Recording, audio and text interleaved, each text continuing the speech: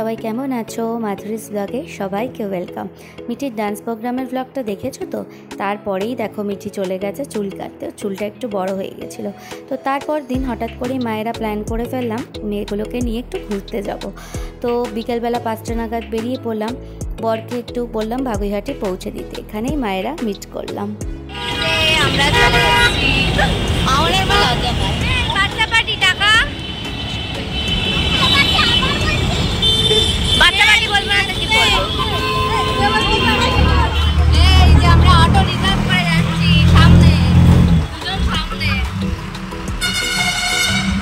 দেখা যাচ্ছে না, অন্ধকার লাগছে, আমাকেই দেখা যাচ্ছে শুধু। আচ্ছা আচ্ছা,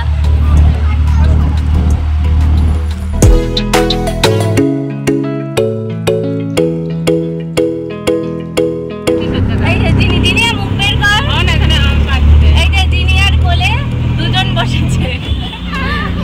এই যে তৌশানি আবার দিনি আর মার কোলে বসেছে।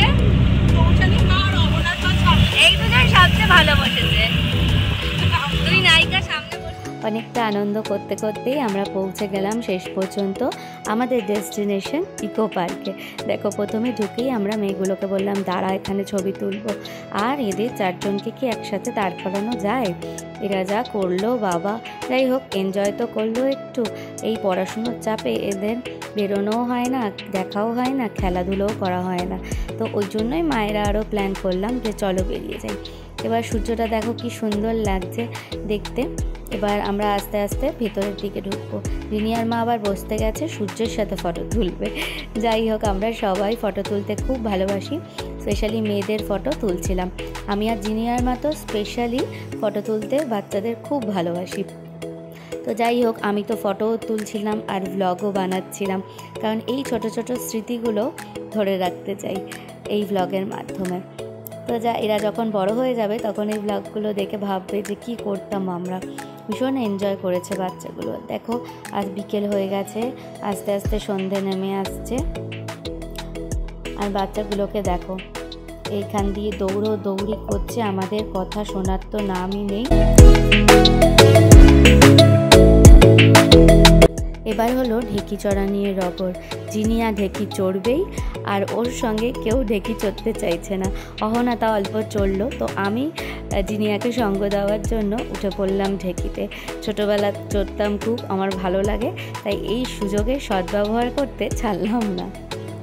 এবারে আমরা একটা জায়গায় বসলাম, বসে সবাই মিলে একটু খাবার নিয়ে গেছিলাম, কেক, বিস্কিট, চিপস। তো সেগুলোই খাওয়া দাওয়া হলো। মায়েরা মিলে গল্প করছি, আর ওখানে বাচ্চাগুলো যে কি করছে না করছে। আর এই টয় ট্রেনটা দেখো কি সুন্দর যাচ্ছে। তো টয় ট্রেনে আর চড়া হয়নি, গিয়ে বসে গল্প করতেই ভাল লাগে। টয় ট্রেন আর চড়বো কি। এরপরে যে অংশগুলো সেগুলো দেখো মিঠির পাকামি কিছু। এভরিওয়ান, আমরা ইকো পার্কে এসে গেছি, অনেকক্ষণই হয়েছে আমার বন্ধুদের সঙ্গে। এটা হলো হ্যাঁ দাঁড়াও 1 মিনিট। উপস, ওকে। এই জিনিয়া আয়, এটা আমার ফ্রেন্ড জিনিয়া। ও এটা আমার ফ্রেন্ড অহনা। আর কি কি আছে? ব্লগ বানিয়েছে, ব্লগ দেখছে। এটা আমার ফ্রেন্ড তৌশানি।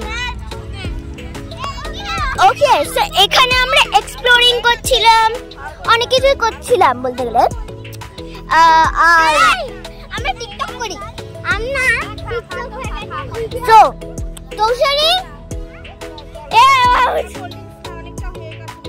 এবারে এরা ক্লান্ত হয়ে গেছে এত ছুটোছুটি দৌড়োদৌড়ি করে, তো ঘাসের ওপরেই সবকটা মিলে শুয়ে পড়লো। বললাম হ্যাঁ 4জনই শুয়ে পড়, তোদের ফটো সেশন করবো। আর এই দেখো অহনা সবাইকে পোস্ট শেখাচ্ছে। আর এদেরকে কি এক জায়গায় একসাথে বসাতে পারে? আমরা মায়েরাই পারছি না, তো আর ওই পুচকি।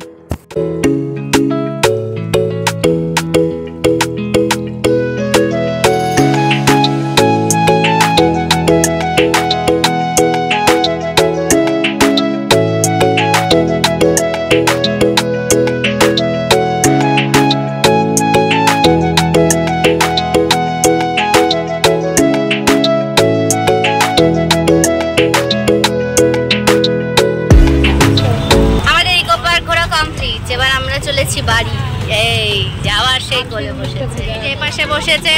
তৌশানীর মা আবার সেলিব্রিটি, তাই সামনে বসেছে। আর আমরা সবাই পেছনে। Battery down. ও আচ্ছা, ব্যাটারি ডাউন না, চিৎকার করে দেখিয়ে দিয়েছে। ফোনটা পড়লে না পড়বে সব ঝগড়া। সেদিন এত গরম ছিল যে বিরিয়ানি বা অন্য কোনো হেভি কিছু খাওয়ার ইচ্ছা আমাদের কারোরই ছিল না। আর বেজে গেছিলো তখন রাত্রির 9:30। তো আমি এই দোকানটাতে আমি আর আরশির বাবা খাই মাঝে মধ্যেই। তো বললাম চলো এই দোকানটায় ভালো স্ন্যাক্স পাওয়া যায়। আর আমরা সবাই বাগুইহাটিতে, এরা তো সবাই বাগুইহাটি থাকে, আমি দমদম পার্কে থাকি। তো বললাম চলো এই দোকানটাতেই আমরা হালকা কিছু স্ন্যাক্স ট্যাক্স খাই। তো এই যে সবাই বসে পড়েছি। আমরা রসরাজে চলে এসেছি, খাবার অর্ডার করে দিয়েছি, খেয়ে দে বাড়ি। বাড়িতে যে চান করে আবার কাউকে যাবি নাকি? বলে দে, তোরাই তো অর্ডার করলি।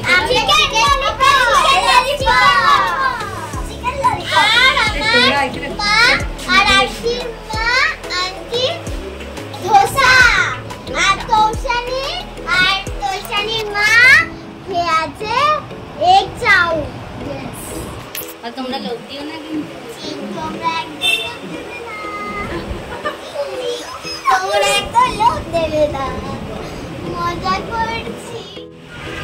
এই যে ব্লগের শেষে খাওয়া দাওয়ার পর্ব। এই যে অহনার মা ধোসা আমাদের দিল না গো। এবার আমাদের খাবার চলে এসছে, খাবি তো ধোসা? দেখ অহনা খাচ্ছে ওর মার সাথে, কি সুন্দর ধোসা। দেখ মনে হয় এটা তোর খাতাটা। বলে দাও সবাইকে। হ্যাঁ গুড নাইট বলে দে। গুড নাইট এখন থেকে নয়, good night, good night, good night. তুই বলবি না গুড নাইট? আমি ফোন করব। এদের আর কারোর বাড়ি যাওয়ার ইচ্ছে নেই। তো যাই হোক, চলো বাই। আমার ভালো লাগলে সাবস্ক্রাইব করো।